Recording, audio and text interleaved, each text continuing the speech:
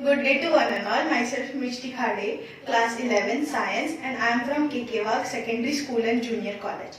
Today I am going to talk about human health and diseases, and under it I am categorizing brain. We are all familiar with this term brain, as we have known and heard it since our childhood. To be more precise, brain can be defined as the main or the center of all the organ systems in our body. It looks after basic day-to-day activities such as walking, breathing, jumping, running, etc. So today we are going to talk about this complex structure in detail. Basically, this 300-gram organ is divided into three main parts. That is forebrain, midbrain, and the hingebrain. To talk about these three parts in little bit of detail, forebrain is responsible for our thinking and behavior. This brain is responsible for our feelings or emotional tracts, as we can see. And this brain, to talk in simpler terms, is responsible, or it is called as a subconscious mind. I'll talk about the subparts of this part more in detail with the help of this chart. As you can see here, this is the vital portion which is responsible for breathing and body temperature or digestion, etc. This small part, or this one, we can see, this is responsible for balance and body coordination. This part is responsible for behavior and memory or hearing process. This part is responsible for vision, color and perception. This part is responsible for sensation or reading. This one, the front one, is responsible for problem solving. This part, the front one, is responsible for problem solving, emotional traits, etc. My actual project starts from here. If we think, what if this complex and vital organ of a human body gets affected due to some external or emotional cause? What will it be affect? And how much severe could it be for an individual as whole and as well as the people around them? On top of our list we have injury. Injury, when we hear this term, brain injury, when we hear this term, an idea clicks into our mind that something is related to memory loss, because most of the injuries cause memory loss. So, the best example of memory loss can be found in the movie Ghajini, wherein the main character suffers a chronic injury which results into his memory loss for a few seconds. So, injury can mostly be divided into two parts, basically external, due to some accident or something else, and internal or emotional pain that is based on some past trauma or some incidences which affects the individuals. So, injury causes mostly memory loss, and in some cases the patient, based on the severity, the patient might go in clinical death or in a state of coma, that is terminal unconsciousness. I am not going to talk about much in detail about injury, as it is based on severity and intensity and it has n number of results.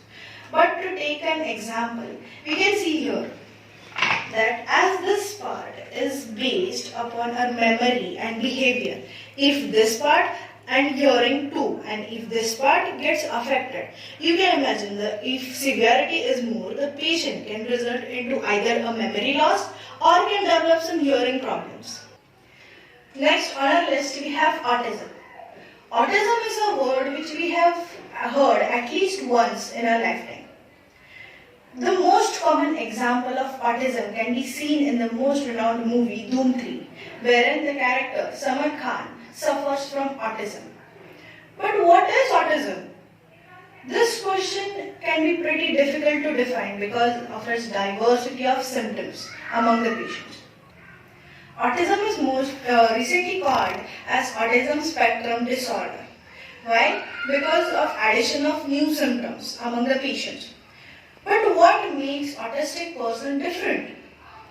The most common symptom is that they are afraid of eye contact and they find it difficult to interact with people around them.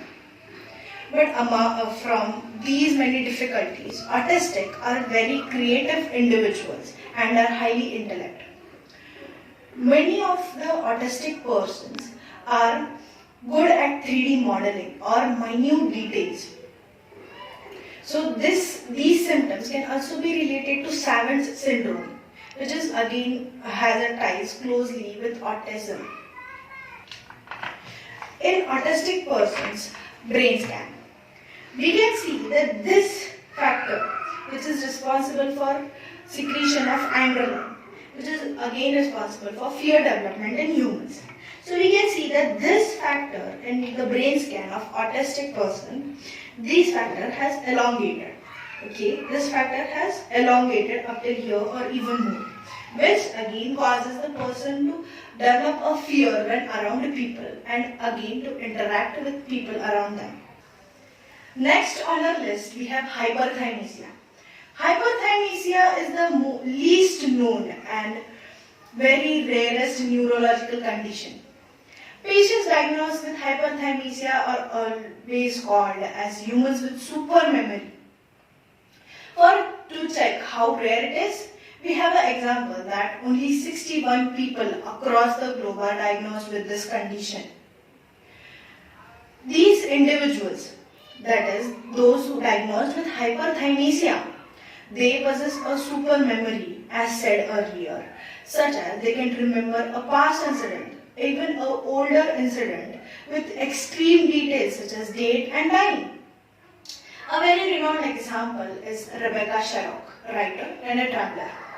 When asked in an interview, Rebecca was able to narrate the incidents from her past, that is when she was just 5 months old, with extreme details, such as she said that she was wrapped in a pink blanket at that time. Great, right? But think again, super memory, is it really good? Well, the patients don't say this. Rebecca herself said that she had severe headaches due to her super memory and even isomania, and she found it difficult to forget a bad memory of hers even if she tried hard to. To understand hyperthymesia a bit, we will see here. As per research says that in hyperthymesia patients, so this part, temporal lobe, which is responsible for again memory, this part is found more functioning in hyperthymesia patients. That is, because of this part, they can remember more things. Next to look up at is we have Alzheimer's disease. Alzheimer's is one of the rarest conditions which is mostly found in old people. The symptoms of Alzheimer's include that they lose their memory, they start to lose their memory and even they forget the people around them. Some more symptoms are like blacking out or doing a thing repeatedly. Like if a Alzheimer's patient is pouring a water in a mug, simple water in a mug. So the person may suddenly, while pouring, may suddenly be blank and will continue to pour even if the mug is filled. He will continue to pour the water in until suddenly some person comes and shakes them out of the position. Okay, so the common and well-known example of Alzheimer's disease can be found in the movie Black, wherein the girl's teacher is affected by Alzheimer's disease. Okay, to explain this disease more, I will take a brain scan. I will bring a brain scan to show.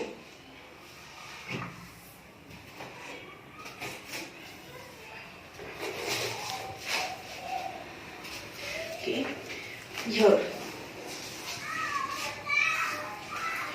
Right now I am not going to stick it. On that day I am going to stick it. So as we can see here, this is like a normal brain scan of Alzheimer's disease, and this is of a normal person.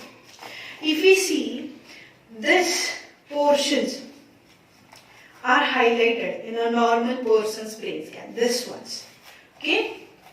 like this ones, which are responsible for thinking processes and memory and etc. Okay, these parts are more highlighted in a normal person's brain scan.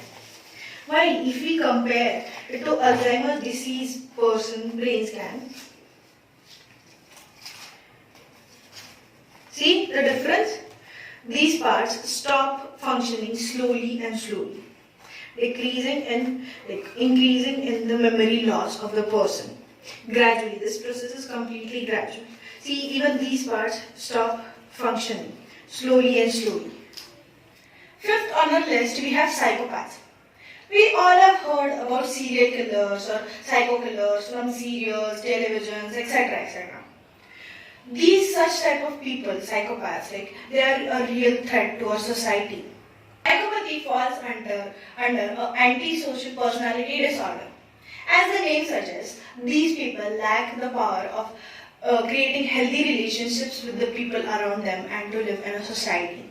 Okay, so they don't only lack this ability, but they also lack empathy towards the people around them or even the society members. Okay, so but what makes a psychopath differ from a normal individual?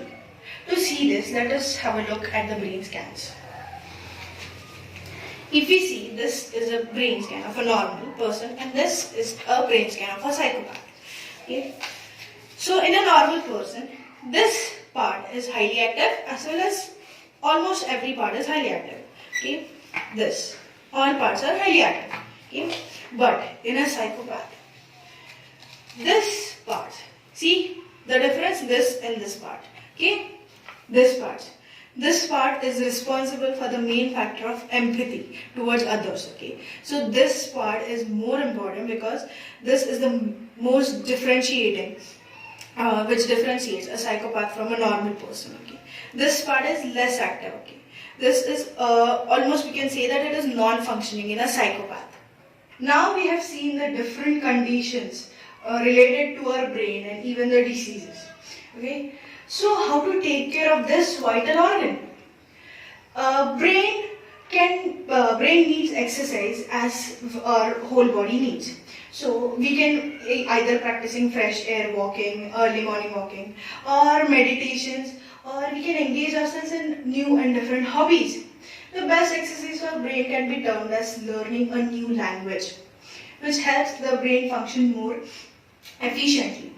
We can also take a break from daily routine, like a work or studies, a small break, which helps the brain